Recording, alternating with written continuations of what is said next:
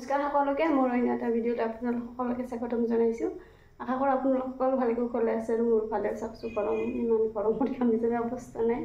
আৰু আজি ভিডিঅ'টো মই পাকঘৰৰ পৰা আৰম্ভ কৰিছোঁ। এখন ধুনীয়া আঞ্জা বনাম। ব'লক একেবাৰে পাকঘৰৰ পৰা আৰম্ভ কৰোঁ আজিৰ ভিডিঅ'টো।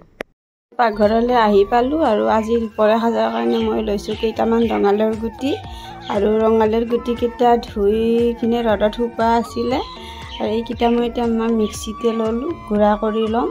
আৰু মিক্সিত গুড়া কৰিলে আমাৰ যি চালনা আছে, চালনাটো এতিয়া চালি ল'ম। লৈ কিনে আকৌ এইফালে ল'লোঁ মই পিঁয়াজ, জলকীয়া, আদা, নহৰু গোটেইখিনি একেলগে কাটি লৈছোঁ।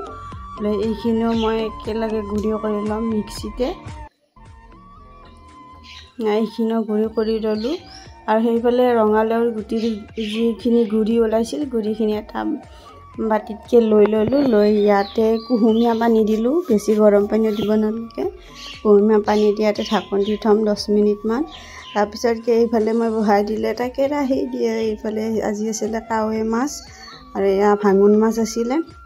এই মাছখিনি ভাজি আছে আৰু এফালে আলু কেইটামান কাটি বইল হ'বলৈ দি ল'লোঁ কুকাৰতে।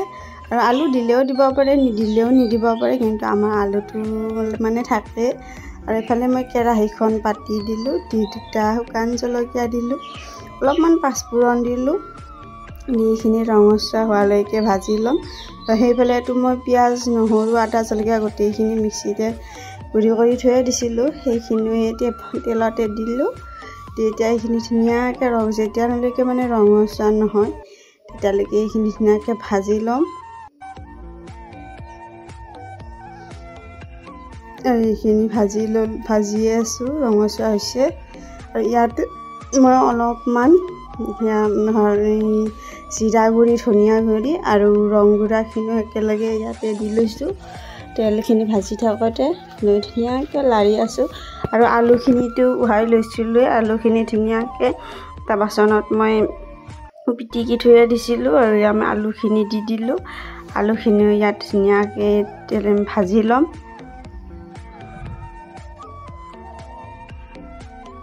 আৰু আলুখিনিও 10 মিনিটমান সময় ভজাৰ পিছত, আৰু ইমান সময়টো ভিডিঅ' দেখাব নোৱাৰে, মই কিছু কাটি কাটি দেখাইছোঁ।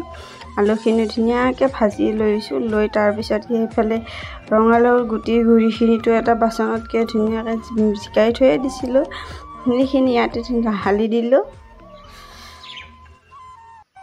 এতিয়া এইখিনি ধুনীয়াকৈ লাৰিম যেতিয়ালৈকে মানে মিহলি হৈ নাযায়।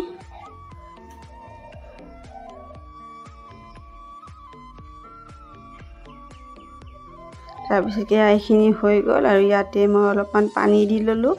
আৰু পৰিমাণ অনুযায়ী পানীখিনি দিব। কোনোবা আপোনালোকক যদি বেছিকৈ লাগে আৰু বেছিকৈ দিব, আৰু আমাক বহুত বেছি নালাগে, সেইকাৰণে এমগ পানীয়ে মই দি দিলোঁ ইয়াতে। আৰু মাছখিনিতো ভাজি ৰাখিছিলোঁ, ভাজা মাছখিনি ইয়াতে ধুনীয়াকৈ দি দিলোঁ। দি এতিয়া আঞ্জাখন 20 মিনিটমান সময় ঢাকন দি থ'ম। দি থৈ ধুনীয়াকৈ যেতিয়া উতলিব তেতিয়া আজি আঞ্জাখন হৈ যাব। এয়া দেখিছেনে ইমান ধুনীয়া হৈছে দেখিবলৈ। এতিয়া মই ঢাকনিখন দি থ'লোঁ আৰু এয়া 10-15 মিনিটমান পিছত এই আঞ্জাখন ইমান ধুনীয়াকৈ উতলিছে আৰু আঞ্জাখন এয়া হ'বই। আৰু আচলতে মোৰ আঞ্জাখনো হৈ গ'ল। আৰু দুপৰীয়া সাজত আজি কিবা কিবি বনাইছিলোঁ বাৰু। এয়া কাৱৈ মাছখিনি খাৰ দিছিলোঁ আৰু এয়া কাৱৈ মাছ ভাজা, এইফালে ৰঙালাও গুটিৰ আঞ্জাখিনি আৰু এইখিনি ভাতখিনি।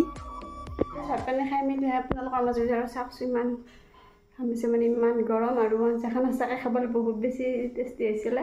আপোনালোকেও এবাৰ ট্ৰাই কৰি চাব। আৰু যদি মোৰ ভিডিঅ'টো চাই আপোনালোকৰ ভাল লাগিছে তেনেহ'লে লাইক, কমেণ্ট আৰু শ্বেয়াৰ কৰি দিব। আৰু যিসকলে মোৰ চেনেলটোলৈ নতুনকৈ আহিছে, যদি ইউটিউবত চাই আছে ছাবস্ক্ৰাইব কৰি দিব। আৰু যদি মোৰ পেজত চাইছে তো পেজটো ফ'ল' কৰি দিব। Bye bye.